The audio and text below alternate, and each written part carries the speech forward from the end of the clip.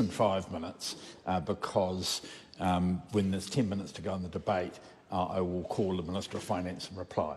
About 4. Okay, thank you.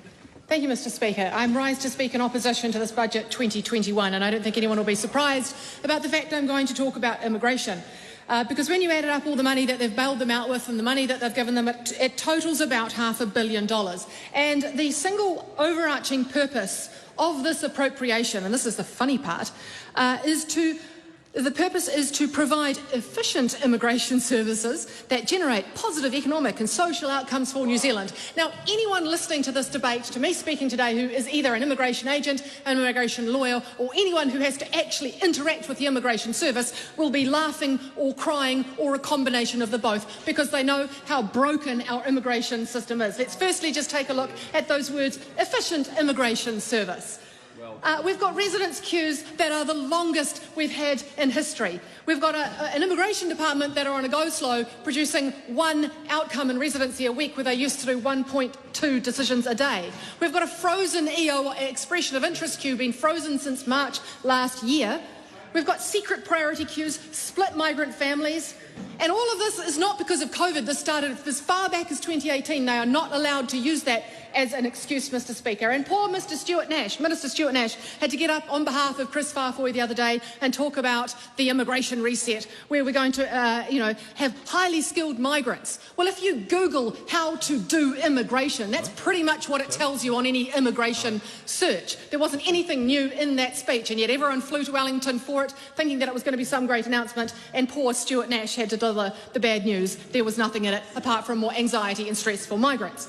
If we take a look, Mr Speaker, the most important thing about our immigration system is to encourage highly skilled migrants here. And if we take a look at the expression of interest pool that is now reaching 10,000 people, that has been frozen since March last year, 235 doctors are sitting in there, 900 nurses, 543 teachers. One of them at my local high school, Rangitoto College, is a great maths teacher. She also coaches my daughter in netball, stuck in an EOI queue thinking about leaving. 150 plumbers and electricians. Those are just the registered occupations.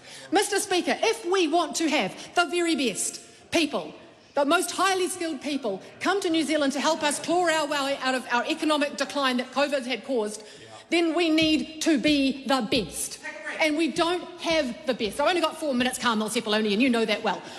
No time for a breath. Mr Speaker, if we want to be the best, if we want the best, we have to be the best. And we are currently one of the worst. People think that people want to come to New Zealand to live and work. Right now they don't. In fact, the good people we have here, the highly skilled people that Stuart Nash is talking about trying to invite, are already here. They work for our local businesses. They are our teachers, our nurses, our doctors, our IT workers, and they're all looking to leave because they can't get residency, because they're stuck in a queue that's going nowhere, or it's going to take 2 years, or they're split from their families for over 500 days and can't see their children. Why would they stay here? They're all looking to leave.